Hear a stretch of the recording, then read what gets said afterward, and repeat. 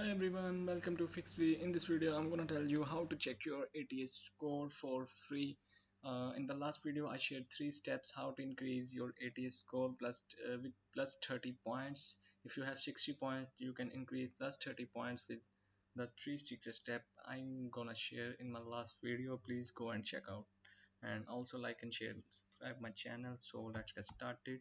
First of all, we go to Chrome browser and we enter the name of website in cv.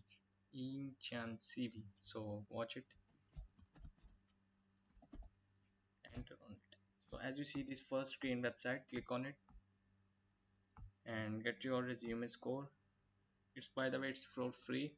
If you want their paid version, so you can see the grammar mistake and other things. So get your resume score and upload your resume. So I'm gonna share my resume, you can share your resume. So click on it, open.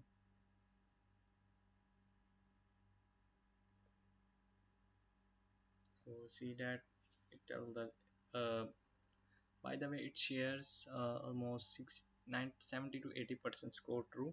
So here my ATS score is 67%. By the way, they show some less score because they want people buy their paid version, so they show some shots of mistake to people get their page version. By the way, this, you can see that this my skill section is 100%.